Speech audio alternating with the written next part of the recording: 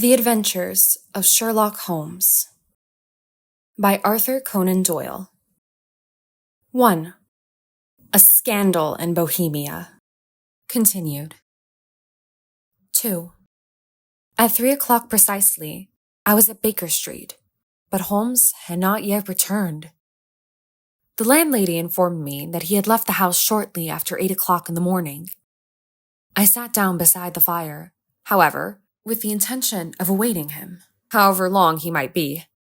I was already deeply interested in his inquiry, for, though I was surrounded by none of the grim and strange features which were associated with the two crimes which I have already recorded, still, the nature of the case and the exalted station of his client gave it a character of its own.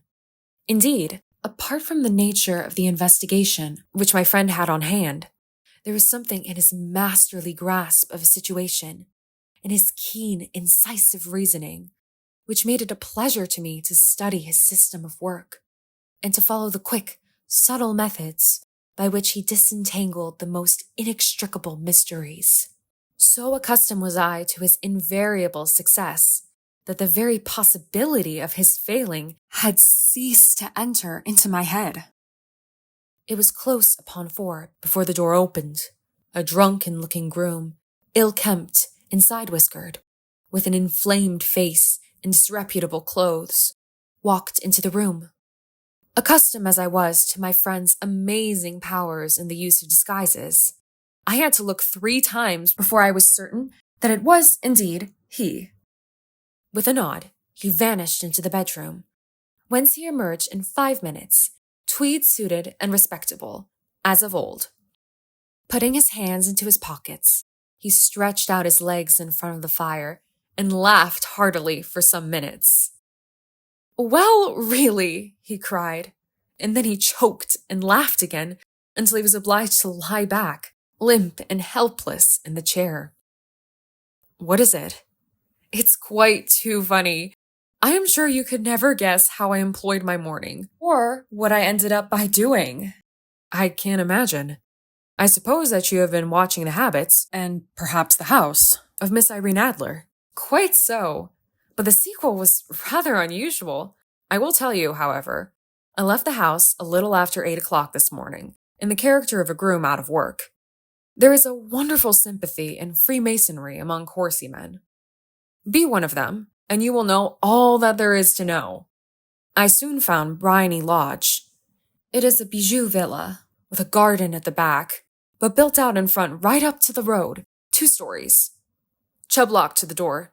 Large sitting room on the right side, well furnished, with long windows almost to the floor, and those preposterous English window fasteners which a child could open.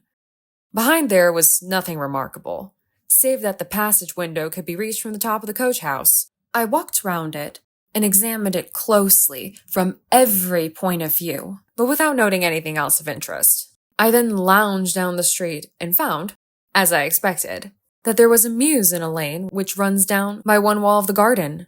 I lent the ostlers a hand in rubbing down their horses, and received in exchange 2 pence, a glass of half and half, 2 fills of shag tobacco, and as much information as I could desire about Miss Adler, to say nothing of half a dozen other people in the neighborhood in whom I was not in the least interested, but whose biographies I was compelled to listen to. "And what of Irene Adler?" I asked. "Oh, she has turned all the men's heads down in that part. She is the daintiest thing under a bonnet on this planet. So say the Serpentine Mews to a man. She lives quietly, sings at concerts, drives out at 5 every day, and returns at 7 sharp for dinner. Seldom goes out at any other times, except when she sings. Has only 1 male visitor, but a good deal of him. He is dark, handsome, and dashing. Never calls less than once a day, and often twice. He is a Mr. Godfrey Norton of the Inner Temple. See the advantages of a cabman as a confidant? They had driven him home a dozen times from Serpentine Mews, and knew all about him. When I had listened to all they had to tell, I began to walk up and down near Briony Lodge once more, and to think over my plan of campaign. This Godfrey Norton was evidently an important factor in the matter. He was a lawyer. That sounded ominous. What was the relation between them? And what the object of his repeated visits? Was she his client, his friend, or his mistress? If the former, she had probably transferred the photograph to his keeping. If the latter, it was less likely. On the issue of this question depended whether I should continue my work at Bryony Lodge or turn my attention to the gentleman's chambers in the temple. It was a delicate point, and it widened the field of my inquiry. I fear that I bore you with these details, but I have to let you see my little difficulties, if you are to understand the situation.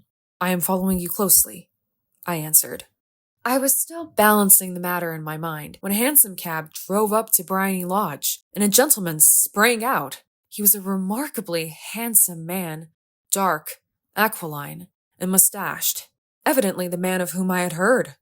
He appeared to be in a great hurry, shouted to the cabman to wait, and brushed past the maid who opened the door with the air of a man who was thoroughly at home. He was in the house about half an hour, and I could catch glimpses of him in the windows of the sitting room, pacing up and down, talking excitedly, and waving his arms. Of her, I could see nothing. Presently, he emerged, looking even more flurried than before. As he stepped up to the cab, he pulled a gold watch from his pocket and looked at it earnestly. "Drive like the devil," he shouted. "First to Gross and Hague's in Regent Street, and then to the Church of St. Monica in the Edgware Road. Half a guinea if you do it in 20 minutes. Away they went, and I was just wondering whether I should not do well to follow them, when up the lane came a neat little landau, the coachman with his coat only half buttoned, and his tie under his ear, while all the tags of his harness were sticking out of the buckles. It hadn't pulled up before she shot out of the hall door and into it. I only caught a glimpse of her at the moment, but she was a lovely woman, with a face that a man might die for. "The Church of St. Monica, John," she cried, "and have a sovereign if you reach it in 20 minutes. This was quite too good to lose, Watson. I was just balancing whether I should run for it or whether I should perch behind her landau when a cab came through the street. The driver looked twice at such a shabby fare, but I jumped in before he could object. "The Church of St. Monica," said I, "and half a sovereign if you reach it in 20 minutes. It was 25 minutes to 12, and of course it was clear enough what was in the wind. My cabby drove fast. I don't think I ever drove faster, but the others were there before us. The cab and the landau with their steaming horses were in front of the door when I arrived. I paid the man and hurried into the church. There was not a soul there, save the two whom I had followed, and a surpliced clergyman, who seemed to be expostulating with them. They were all three standing in a knot in front of the altar. I lounged up the side aisle like any other idler who has dropped into a church. Suddenly, to my surprise, the three at the altar faced round to me, and Godfrey Norton came running as hard as he could towards me. "Thank God!" he cried. "You'll do. Come, come." "What then?" I asked. "Come, man, come, only 3 minutes or it won't be legal." I was half dragged up to the altar, and before I knew where I was, I found myself mumbling responses which were whispered in my ear, and vouching for things of which I knew nothing, and generally assisting in the secure tying up of Irene Adler, spinster, to Godfrey Norton, bachelor. It was all done in an instant, and there was the gentleman thanking me on the one side, and the lady on the other, while the clergyman beamed on me in front. It was the most preposterous position in which I ever found myself in my life, and it was the thought of it that started me laughing just now. It seems that there had been some informality about their license, that the clergyman absolutely refused to marry them without a witness of some sort, and that my lucky appearance saved the bridegroom from having to sally out into the streets in search of a best man. The bride gave me a sovereign, and I mean to wear it on my watch chain in memory of the occasion. "This is a very unexpected turn of affairs," said I. "And what then?" "Well, I found my plans very seriously menaced. It looked as if the pair might take an immediate departure, and so necessitate very prompt and energetic measures on my part. At the church door, however, they separated, he driving back to the temple, and she to her own house. "I shall drive out in the park at 5 as usual," she said as she left him. I heard no more. They drove away in different directions, and I went off to make my own arrangements. "Which are?" "Some cold beef and a glass of beer," he answered, ringing the bell. "I have been too busy to think of food, and I am likely to be busier still this evening. By the way, Doctor, I shall want your cooperation." "I shall be delighted." "You don't mind breaking the law?" "Not in the least." "Nor running a chance of arrest?" "Not in a good cause." "Oh, the cause is excellent." "Then I am your man." "I was sure that I might rely on you." "But what is it you wish?" "When Mrs. Turner has brought in the tray, I will make it clear to you. Now," he said, as he turned hungrily on the simple fare that our landlady had provided, "I must discuss it while I eat, for I have not much time. It is nearly 5 now. In 2 hours, we must be on the scene of action. Miss Irene, or Madam, rather, returns from her drive at 7. We must be at Bryony Lodge to meet her." "And what then?" "You must leave that to me. I've already arranged what is to occur. There is only one point on which I must insist. You must not interfere, come what may. You understand?" "I am to be neutral?" "To do nothing whatever. There will probably be some small unpleasantness. Do not join in it. It will end in my being conveyed into the house. 4 or 5 minutes afterwards, the sitting-room window will open. You are to station yourself close to that open window." "Yes." "You are to watch me, for I will be visible to you." "Yes." "And when I raise my hand, so, you will throw into the room what I give you to throw, and will, at the same time, raise the cry of 'Fire!' You quite follow me?" "Entirely." "It is nothing very formidable," he said, taking a long cigar-shaped roll from his pocket. "It is an ordinary plumber's smoke rocket, fitted with a cap at either end to make it self-lighting. Your task is confined to that. When you raise your cry of 'Fire!' it will be taken up by quite a number of people. You may then walk to the end of the street, and I will rejoin you in 10 minutes. I hope that I have made myself clear. I am to remain neutral, to get near the window, to watch you, and at the signal to throw in this object, then to raise the cry of 'Fire!' and to wait you at the corner of the street." "Precisely." "Then you may entirely rely on me." "That is excellent. I think, perhaps, it is almost time that I prepare for the new role I have to play." He disappeared into his bedroom and returned in a few minutes in the character of an amiable and simple-minded nonconformist clergyman. His broad black hat, his baggy trousers, his white tie, his sympathetic smile, and general look of peering and benevolent curiosity were such as Mr. John Hare alone could have equaled. It was not merely that Holmes changed his costume. His expression, his manner, his very soul seemed to vary with every fresh part that he assumed. The stage lost a fine actor, even as science lost an acute reasoner, when he became a specialist in crime. It was 6:15 when we left Baker Street, and it still wanted 10 minutes to the hour when we found ourselves in Serpentine Avenue. It was already dusk, and the lamps were just being lighted as we paced up and down in front of Bryony Lodge, waiting for the coming of its occupant. The house was just as I had pictured it from Sherlock Holmes's succinct description, but the locality appeared to be less private than I expected. On the contrary, for a small street in a quiet neighborhood, it was remarkably animated. There was a group of shabbily dressed men smoking and laughing in a corner, a scissors grinder with his wheel, 2 guardsmen who were flirting with a nurse girl, and several well-dressed young men who were lounging up and down with cigars in their mouths. "You see," remarked Holmes, as we paced to and fro in front of the house, "this marriage rather simplifies matters. The photograph becomes a double-edged weapon now. The chances are that she would be as averse to its being seen by Mr. Godfrey Norton as our client is to its coming to the eyes of his princess. Now, the question is, where are we to find the photograph? Where indeed? It is most unlikely that she carries it about with her.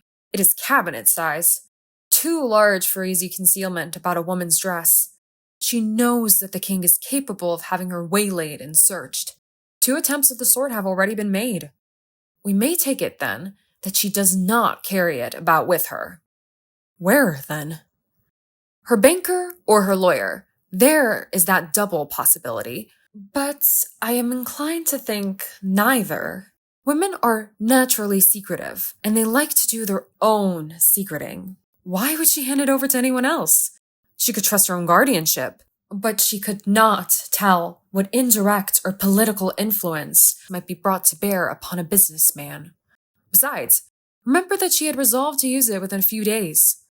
It must be where she can lay her hands upon it. It must be in her own house. But it has twice been burgled.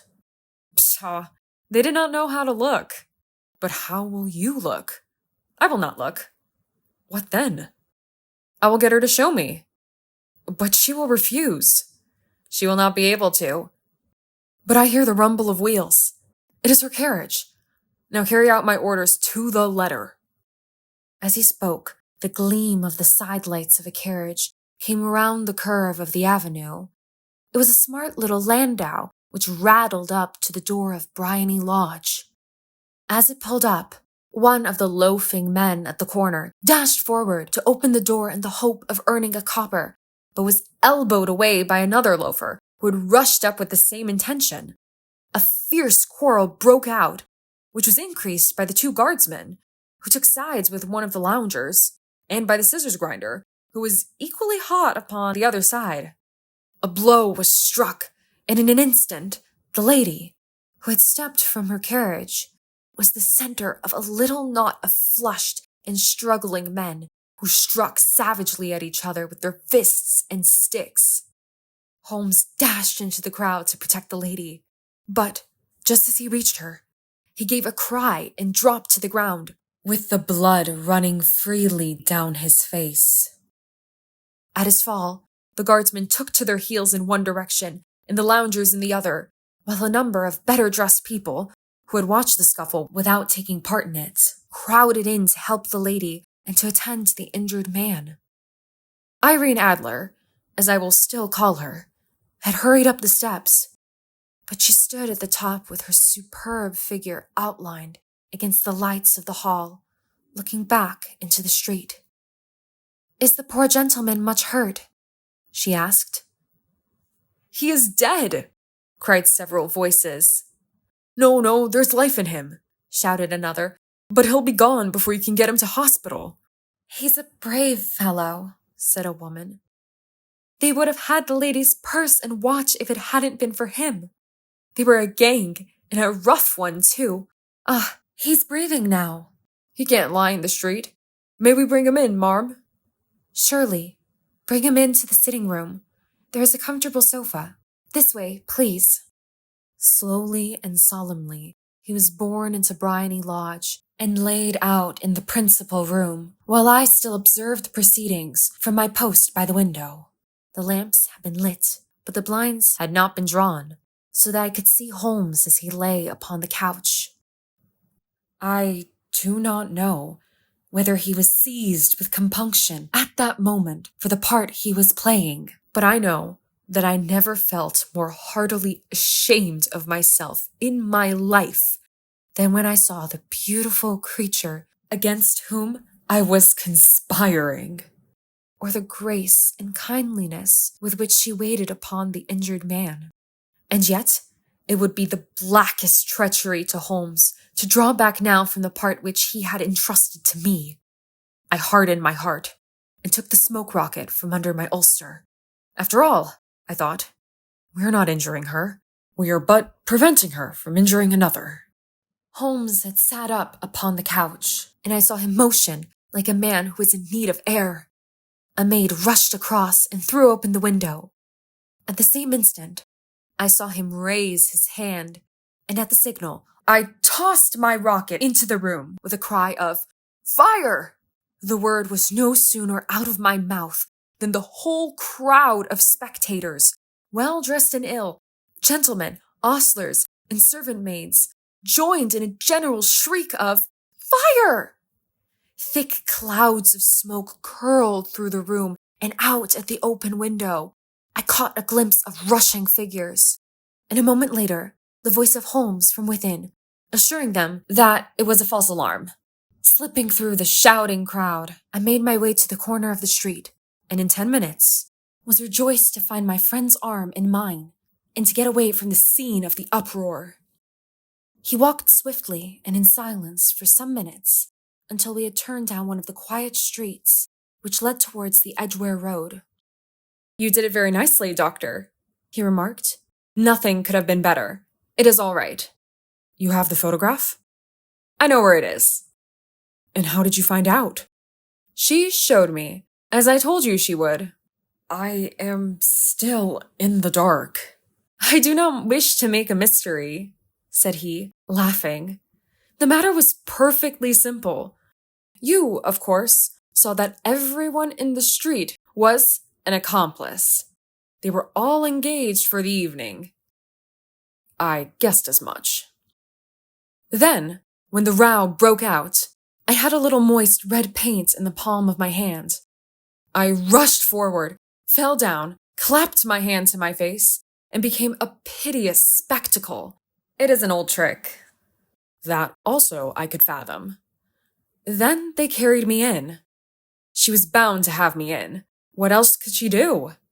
And into her sitting room, which was the very room which I suspected. It lay between that and her bedroom, and I was determined to see which. They laid me on a couch. I motioned for air. They were compelled to open the window. And you had your chance." "How did that help you?" "It was all important. When a woman thinks that her house is on fire, her instinct is at once to rush to the thing which she values most. It is a perfectly overpowering impulse, and I have more than once taken advantage of it. In the case of the Darlington substitution scandal, it was of use to me, and also in the Arnsworth Castle business. A married woman grabs at her baby, an unmarried one reaches for her jewel box. Now it was clear to me that Our Lady of today had nothing in the house more precious to her than what we are in quest of. She would rush to secure it. The alarm of fire was admirably done. The smoke and the shouting were enough to shake nerves of steel. She responded beautifully. The photograph is in a recess behind a sliding panel just above the right bell pull. She was there in an instant, and I caught a glimpse of it as she half drew it out. When I cried out that it was a false alarm, she replaced it, glanced at the rocket, rushed from the room, and I have not seen her since. I rose, and, making my excuses, escaped from the house. I hesitated whether to attempt to secure the photograph at once, but the coachman had come in, and as he was watching me narrowly, it seemed safer to wait. A little over-precipitance may ruin all. "And now?" I asked. "Our quest is practically finished. I shall call with the king tomorrow, and with you, if you care to come with us. We will be shown into the sitting room to wait for the lady, but it is probable that when she comes, she may find neither us nor the photograph. It might be a satisfaction to His Majesty to regain it with his own hands." "And when will you call?" "At 8 in the morning. She will not be up, so that we shall have a clear field. Besides, we must be prompt, for this marriage may mean a complete change in her life and habits. I must wire to the king without delay." We had reached Baker Street and had stopped at the door. He was searching his pockets for the key when someone passing said, "Good night, Mr. Sherlock Holmes." There were several people on the pavement at the time, but the greeting appeared to come from a slim youth in an ulster who had hurried by. I've heard that voice before, said Holmes, staring down the dimly lit street. Now, I wonder who the deuce that could have been.